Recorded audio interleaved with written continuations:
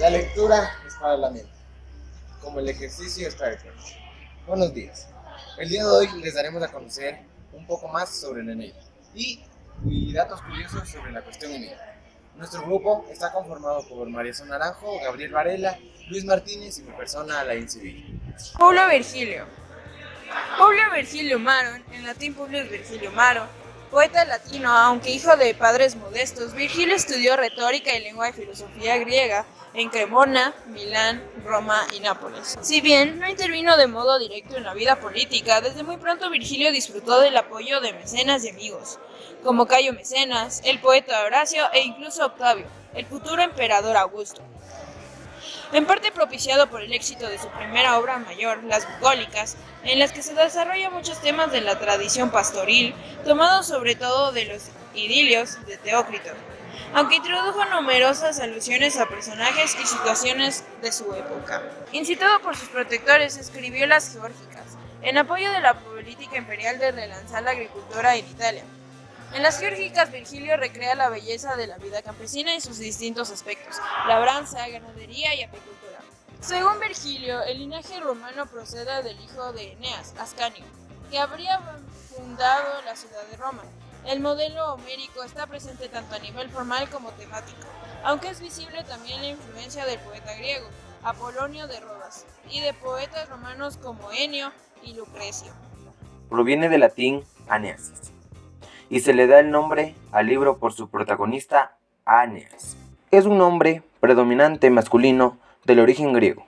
Se deriva del griego ainos, aquel que inspira temor, o de aine, alabado.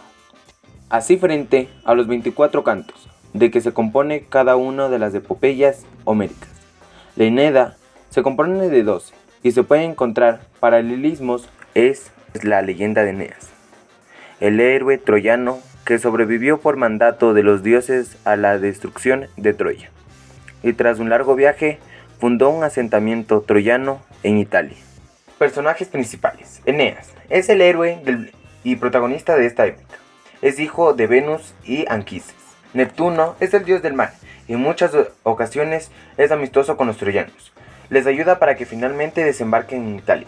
En la guerra de Troya estuvo parcialmente en contra de los troyanos, debido a complejas alianzas, pero originalmente fue amigo y protector de los troyanos. Venus es la madre de Eneas, es al mismo tiempo la diosa del placer y figura maternal. Júpiter es el rey de los dioses, esposo de Juno y según algunos relatos abuelo de Eneas y según otros su tío. Dido es una de las primeras heroínas de la literatura occidental. Ella es un paralelo femenino de Eneas. Es padre de Eneas. Anquises fue un valiente y apuesto joven que compartió el lecho con Venus. Latino es el rey italiano que desea entregar a su hija Eneas, pero su esposa lo evita. Turno es representado como el nuevo Aquiles que quiere pelear contra el ladrón troyano de esposas. ¿Su nombre? Mi nombre completo es Publio Virgilio Maro. Incitado por mis protectores, escribí Las Geórgicas en apoyo de la política imperial de relanzar la agricultura en Italia. La variante pública de mi poesía llegó a su cima cuando afrontó la tarea de escribir un ambicioso poema patriótico a imagen de las grandes epopeyas de Homero. La Eneida, que debía contar las virtudes del pueblo romano y cimente una mitología propia para la nación. Para ello, escogí la conocida figura legendaria del héroe troyano Eneas. Buenos días, mucho gusto. Mi nombre es Marisol Naranjo Vega, soy paleógrafa. Es decir, estudio la paleografía. Actualmente la paleografía se conoce como la ciencia historiográfica que estudia las escrituras en general. ¿Quién es Eneas? Eneas es el personaje principal del libro que es el protagonista. Eneas era hijo de una unión entre mortales y dioses en la guerra de Troya y tuvo un papel de mucha importancia y pudo haber sido asesinado por Diomedes si su madre y Apolo no hubieran intervenido a tiempo. Cuando el pueblo se vio vencido durante la batalla, Eneas pudo escapar de la ciudad, llevando a su padre ya anciano sobre sus hombros y a su hijo de la mano. Indicó luego, junto con los que habían logrado escapar con él, la construcción de varias embarcaciones para poder así huir hacia el oeste. Fue de esta manera como lograron llegar a lugares desconocidos. Fue en ese momento en el que se le profetizó que sería el fundador de una nación inmensa. Eneas fue una de las figuras más relevantes en las leyendas antiguas, un importante aliado del rey de Troya. Fue considerado también como uno de los guerreros troyanos más importantes de la historia. Ayudó a defender la ciudad de Troya en contra de los ciudadanos griegos. Batalló ferozmente al lado de Héctor. Eneas fue partícipe en algunos libros como la Ilíada, la Divina Comedia, entre otros. El principal libro en el que fue partícipe fue la Eneida, en el que fue protagonista. Cuenta sobre sus viajes y la fundación de Roma. ¿Cuánto tiempo dedicó en escribir la Eneida? ¿Y por qué la escribió? Dediqué los últimos 11 años de mi vida, concretamente desde el año 29 a.C. hasta el 18 años a.C., donde narré la huida de Troya del príncipe Eneas y su llegada a la tierra de Troya. El propósito de la obra es enfocar la fundación de Roma con un pasado mítico. La Eneida es el mito fundamental de la ciudad eterna y de su leyenda, un texto que me encargó el emperador Augusto. En él debía establecer la historia del linaje de Rómulo y Remo. ¿Que Virgilio copió las obras de Homero? Es evidente que Virgilio, un doctus poeta, no se conformó con copiar a Homero, sino que conocía toda una serie de fuentes diversas para poder dar forma a su obra definitiva. A ello añade un conocimiento exhaustivo de las tradiciones itálicas y de creencias religiosas y filosóficas que servirían a los propósitos del artista. Es innegable que los modelos poéticos de Virgilio son Homero y Enio, quien sería el primer gran poeta épico romano por sus anales, donde recoge en 18 libros de hexámetros la historia de Roma hasta su época. Virgilio se presenta como un Homero diferente. Virgilio hace un tratamiento psicológico diferenciado de los personajes, rasgo que procede de la epopeya alejandrina y de la influencia de la tragedia.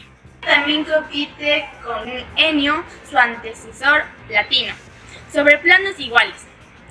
Enio, con su estilo arcaico, ya había hecho lo esencial, adaptar la épica homérica al espíritu romano.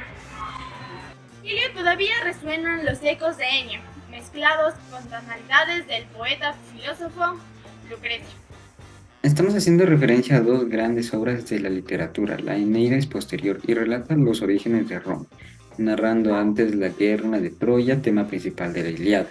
Por otro lado, ambas obras presentan versiones diferentes, pues los protagonistas pertenecen a bandos diferentes.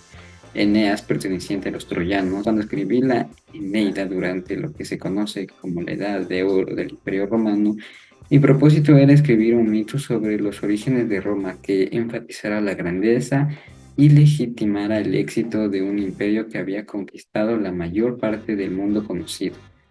En esta obra intentaba conectar la situación política y social de su propio día con la tradición heredada de los dioses y héroes griegos. ¿Por qué le llamó la atención la Eneida? Es una obra que tiene mucha trama y drama, dentro y fuera de la historia. Hay muchas incógnitas sobre su escritura, sobre sus pensamientos o ideas finales que tenía el autor sobre esta obra. Si de verdad quería destruirla o si quería darla a conocer al mundo. Hay muchas posibilidades, pero no se sabe la verdad, ya que este personaje tan famoso está muerto. Pero llamó la atención que se dice que en un principio estaba escrita en prosa, pero después pasó a versos, específicamente a hexámetros dactílicos. Realizó varias pruebas de lectura para ver cómo sonaba y cómo actuaba al público al escucharla. Quería que tuviese detalles en abundancia y fuera de calidad, o al menos eso dice la historia.